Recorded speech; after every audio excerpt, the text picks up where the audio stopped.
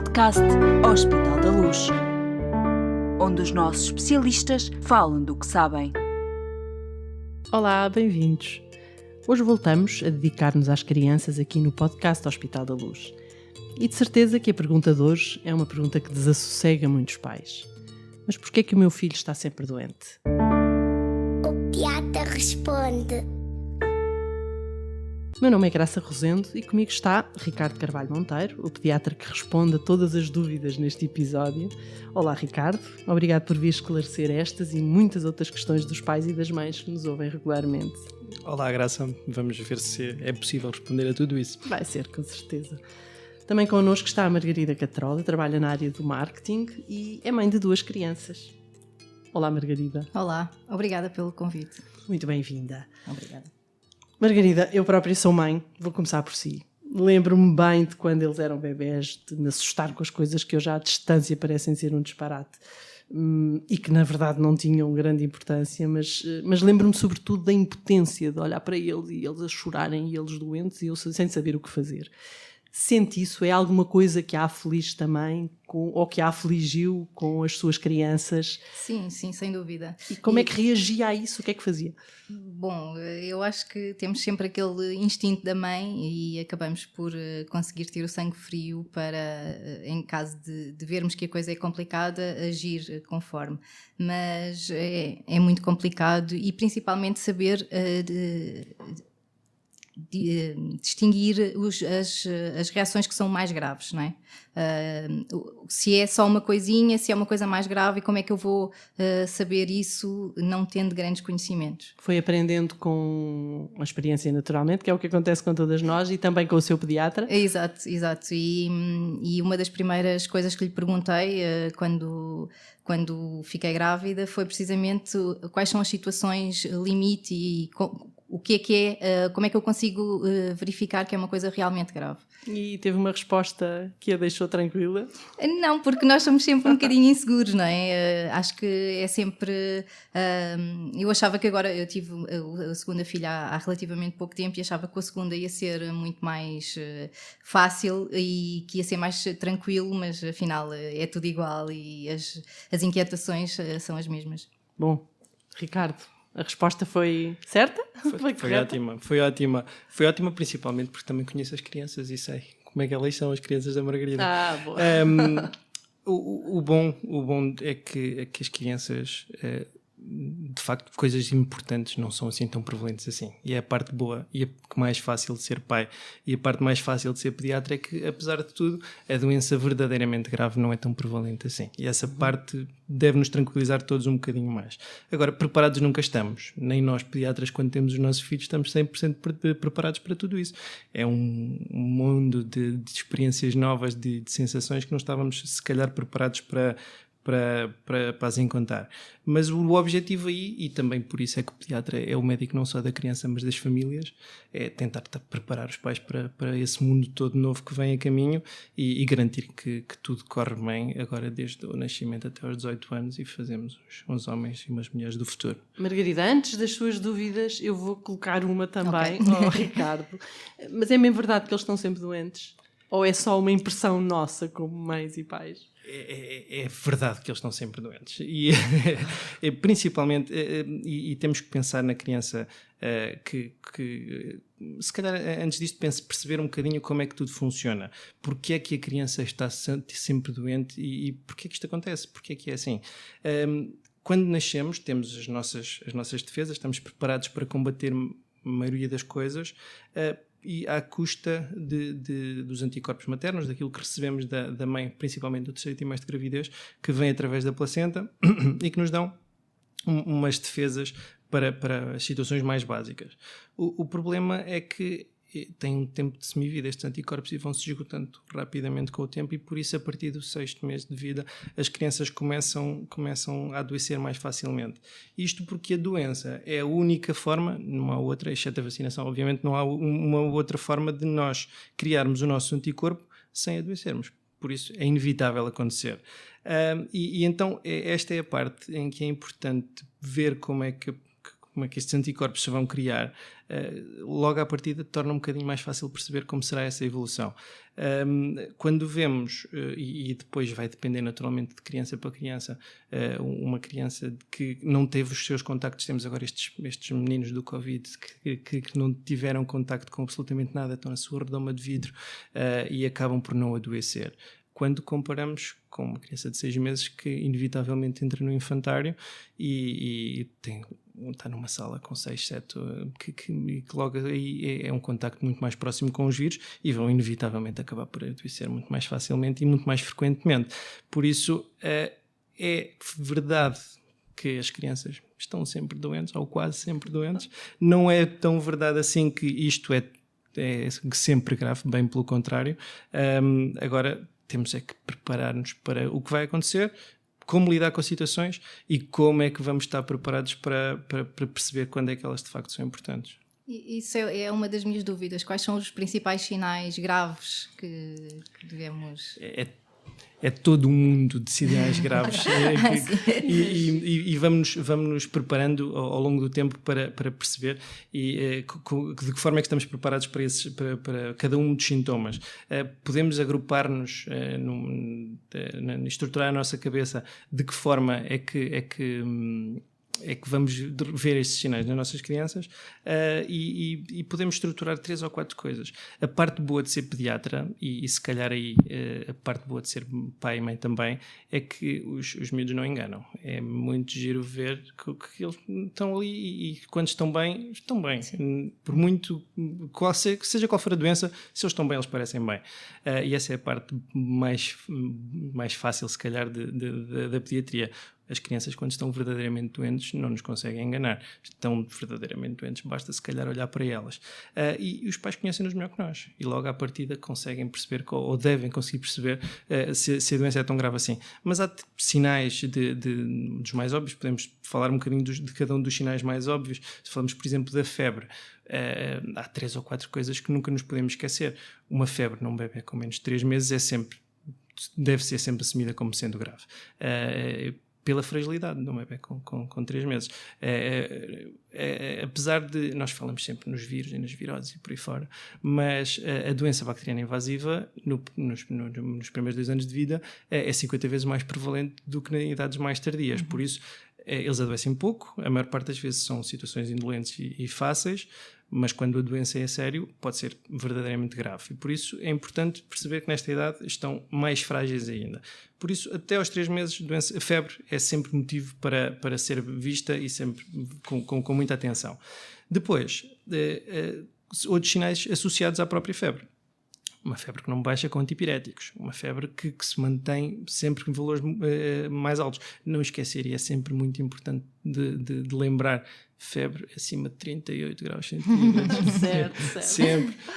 Aquela quase febre não é febre, por isso não esquecer isto. Às vezes tem temperaturas alteradas por qualquer outro motivo, mas febre acima de 38 graus. E quando vem com sintomas associados. Então, não ceder a antipiréticos. Uma criança que está demasiado prostrada, que tem os lábiozinhos roxos, que tem extremidades frias, as mãozinhas e os pés frios. Não faz sentido uma criança que está quente e depois as mãozinhas e os pés frios. É um sinal que nos deve preocupar. Quando estão demasiado irritados e uma situação que nós falamos muitas vezes, que são as manchinhas na pele. Metade das doenças pediátricas dão manchinhas na pele, mas há algumas que nos devem preocupar. Aquelas que quando passamos o dedo não desaparecem, que chamamos nós as petequias, é um sinal de doença que pode eventualmente ser grave, ou aquelas manchinhas que surgem nas primeiras 24 horas de febre. Isso é um sinal que devem sempre ficar na nossa cabeça. Depois podemos falar um bocadinho, se calhar, de outro tipo de sinais, os sinais mais generalistas. Criança que desmaia, que está demasiado prostrada ou pouco reativa, que não responde aos pais, que tem sinais de cansaço e de prostração que não se explicam, aquilo que os pediatras passam a vida a falar nas covinhas, quando falamos nas covinhas, quando é aqueles bebés que estão a respirar e fazem as covinhas entre as costelas porque têm esforço respiratório, que parece que estão cansados e não deviam estar. Tudo isso são sinais que devem chamar a atenção e que devem pedir ajuda nessa fase.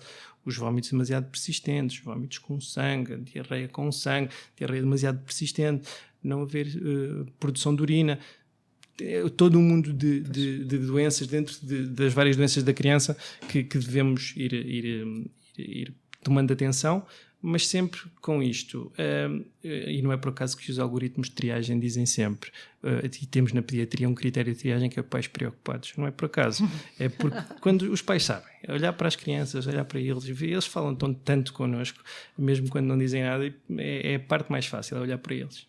Ok. E por outro lado, não sei, acho que é uma dúvida de todos os pais, como é que podemos evitar que eles estejam tantas vezes doentes? Ou isto é possível? Essa é a pergunta ingrata da coisa. É ingrata porque não há fórmula mágica, não é? Nós podemos tentar vender o banho da cobra, mas não acontece. A única forma verdadeira, e tendo em conta aquilo que eu acabei de dizer, de que para criarmos a nossa imunidade temos que adoecer, a única forma de não adoecer era não estar em contacto com nada, era fechar-nos numa redoma de vidro e não contactar com ninguém. E isso tudo do ponto de vista da formação da personalidade, da formação social da criança, era uma catástrofe, era dramático, e que certamente não pode acontecer. Tudo o resto da fórmula mágica dele não adoecer não existe. Nós podemos tentar muitas coisas e podemos experimentar todas as magias negras que nos quiserem oferecer, mas não. Mas é melhor não. É melhor não, porque não vai acontecer e vai inevitavelmente acontecer. Portanto, é bom estar doente. Neste caso. É bom se preparar a nossa imunidade. Se for uma coisa assim. Adoecer é criar a memória imunológica, estar-nos a preparar para o futuro. Alguns no futuro, estes anticorpos que estamos a criar agora vão ser úteis para prevenir outro tipo de situações mais sérias e por isso é bom estar doente. É ir preenchendo o nosso livro da mesma maneira que vamos aprendendo tudo o resto, o nosso corpo vai aprendendo a defender-se. E em relação às viroses, que é uma coisa que nós ouvimos como justificação para todas as doenças, o que é a virose, ou que tipos de virose são mais comuns? Quanto tempo é que duram? A virose é um bolo de vários andares e habitualmente a virose não é aquilo que o pediatra diz na consulta, é aquilo que o pai recebe daquilo que o pediatra diz.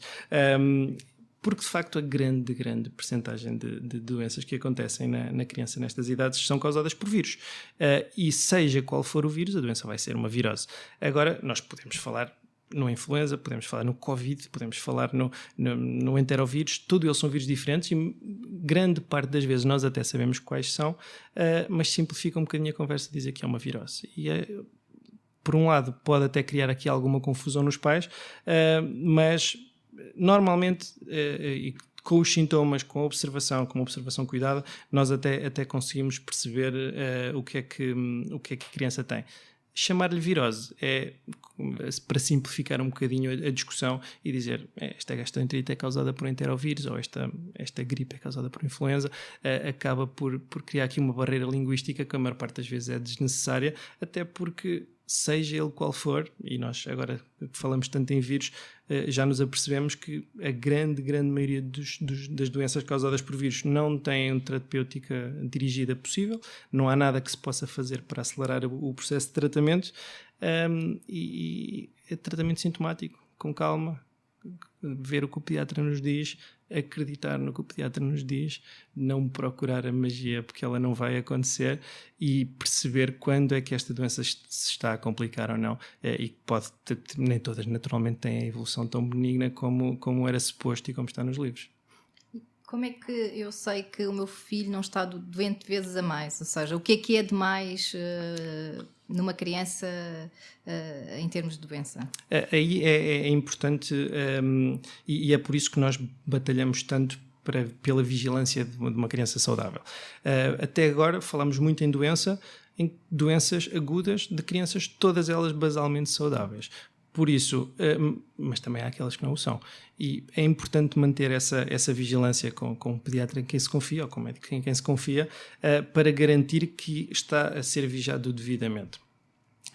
Uma doença da imunidade, uma imunodeficiência numa criança, por exemplo, pode dar sintomas muito ténues, ou sinais muito ténues, antes de se apresentar como doenças de repetição ou como doenças demasiado frequentes. É muito importante ver o desenvolvimento da criança, o crescimento, se tudo está a correr bem na forma como está a crescer, se tem algum sinal objetivo no exame físico, se essas doenças que está a ter, em que altura da vida é que surgem, se surgem demasiado precoce ou não, se tem as vacinas, se fez o aleitamento materno dentro dos prazos estipulados.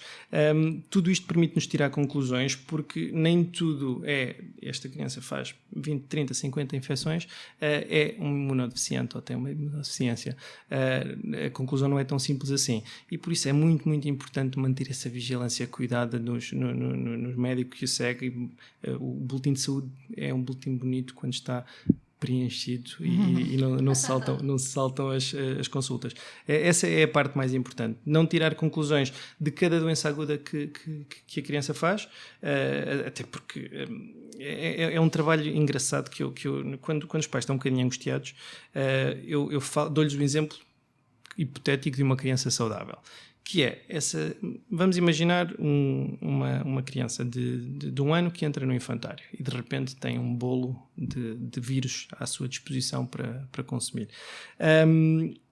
Nós sabemos que nos primeiros 5 anos de vida é frequente ou é normal ter contacto com 40 a 50 processos de infecção, e que esses processos de infecção maioritariamente surgem entre o outono e a primavera, que logo a partida exclui 2, 3 meses do ano, até pelas férias não se adoece tanto assim. Por isso, logo aqui à partida, e sabendo que lá está, vai ser mais certo nos primeiros 2 anos de vida, temos um mundo de 10, 20, 30 doenças em pouquíssimos meses. Sabendo também que, vamos falar de uma constipação simples, uma nasofaringite causada por um vírus, pode dar rinorreia, pode dar ranho durante uma semana, 15 dias, pode dar tosse durante 20 dias, uma gastroenterite pode dar vómitos durante 2 ou 3 dias, mas pode dar diarreia durante 10, 15 dias, sendo evoluções normais. Se somarmos uma nasofaringite que depois a criança a tossir 20 dias, isto vezes estas infecções todas que eu disse que eram normalíssimo a poder acontecer, e se começarmos a pintar um calendário, vemos que no final do ano esse calendário está todo pintado a fluorescente. Portanto, ele está sempre com ranho no nariz. E então é verdade que ele está sempre doente, sendo perfeitamente saudável. Os dias livres sem sintomas vão ser pouquíssimos. E isto depende não só lá está, da evolução da doença normal, de cada uma das doenças normais, vai depender da altura em que é infectado por estas doenças, porque as tuas filhas, a primeira filha teve mais resguardada do que a segunda, naturalmente. Porque, não, por causa do Covid. Mas a primeira dá muitos beijinhos na segunda. Sim, por isso, logo à partida, tem um estímulo imunitário muito mais precoce. E se pensarmos naquelas que entram no infantário mais precocemente, logo à partida tem uma possibilidade de uma facilidade de contágio muito mais certa, muito mais prevalente. Essa é uma das minhas dúvidas. Portanto, a ida para o infantário, não é? Como é que nós podemos protegê-los de não apanharem nenhuma doença mais grave e como é que devemos fazer a introdução ao infantário? Não há grande coisa que se possa fazer. Acima de tudo, o mais importante do que devemos fazer a partir do momento em que entram é garantir que cada processo, cada situação que eles passam seja devidamente tratado, e é uma situação que nos preocupa um bocadinho. A pressa de ter resultados no tratamento de uma doença pode ser danoso. Agora, se calhar, se há alguma coisa de bom que o Covid nos possa trazer, que não serão tantas assim, é percebermos como funciona uma doença. Sim, na verdade nunca se falou tanto de anticorpos. Eu acho que agora toda a gente sabe o que são anticorpos. E finalmente começa-se a discutir a importância de situações básicas. Lavar as mãos parecia tão simples assim, e só agora é que as pessoas perceberam que têm que lavar as mãos ou desinfetar as mãos. Só agora é que começa, se calhar, a ser percebido em que uma criança ou um adulto que está doente não deve estar no trabalho, não deve estar na escola, deve estar em casa. E se calhar nunca se discutiu tanto como até agora a importância de tudo isto, a convalescença, ser devidamente tudo tratado. Isso eu acho que é indispensável. Não fazer aquele paracetamol à pressa, que é para garantir que ele nesse dia vai entrar na escola, porque inevitavelmente ele vai adoecer, não existe uma febre que acontece por motivo nenhum, não é? Essa pressa de ter resultados ou de ter soluções é sempre uma má ideia. E por isso ter calma. Eu acho que é indispensável fazermos as coisas com muita calma e depois não pensar, lá está, voltamos à solução mágica, nomeadamente os antibióticos. A procura incessante que o antibiótico é a solução para tudo, que não é. Mais uma vez voltamos, grande parte das doenças pediátricas são causadas por vírus. Os vírus não se tratam com antibióticos. De nada adianta estarmos a dar antibióticos que vão aumentar o nível de resistências bacterianas, vão trazer consequências do nível de saúde pública, do nível de saúde da criança, sem benefício absolutamente nenhum. E por isso, essa é a parte que eu acho verdadeiramente indispensável. Depois, vacinar.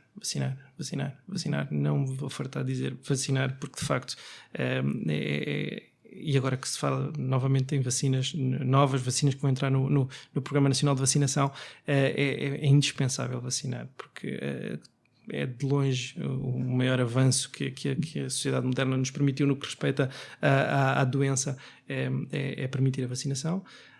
O leite materno é muito importante pela passagem do anticorpo, aqueles anticorpos que falávamos há pouco, que passavam no terceiro trimestre de gravidez através da placenta, podem continuar a passar durante algum período pela amamentação, e depois ter alguém em quem discutir, e às vezes só precisamos de uma palmadinha nas costas.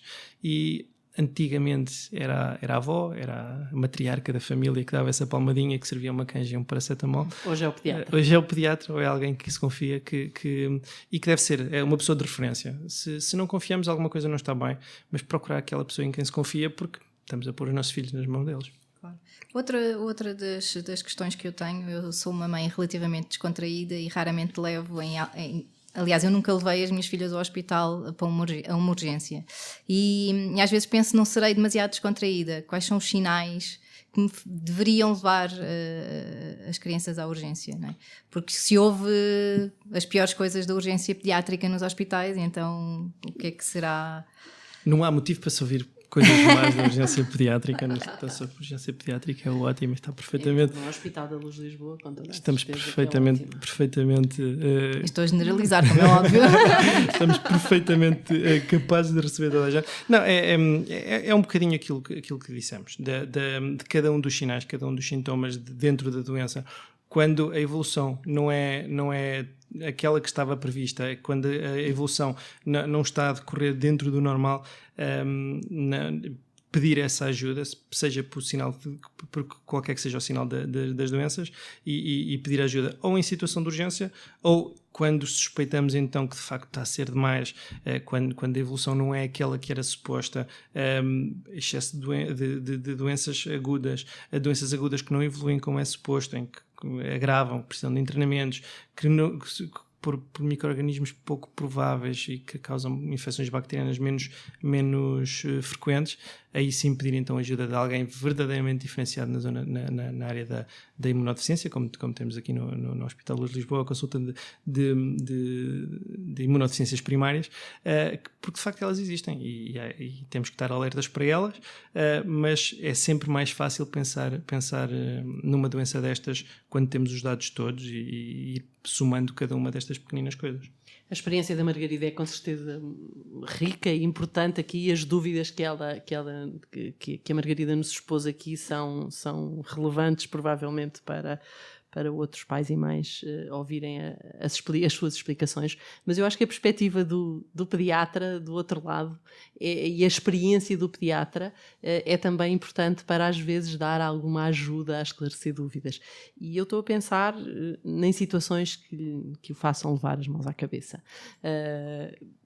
Esta coisa dos remédios naturais, que estão cada vez mais na moda, os produtos naturais, é comum surgirem pais e mães com essas preocupações e substituírem a medicação tradicional indicada pelos médicos Como é que lida com isto? Conte-nos lá a sua experiência nesta matéria e que conselho é que deve ser dado aos pais e às mães sobre isto? Estamos também numa altura de contra-informação.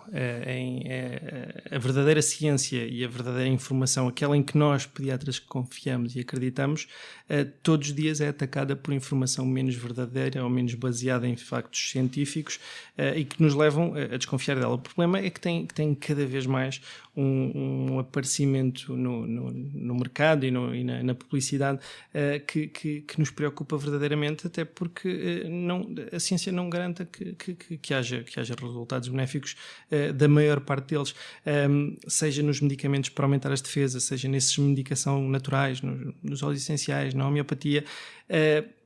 Eu consigo admitir que pessoas associem o seu caso específico a benefícios na toma de qualquer uma destas coisas.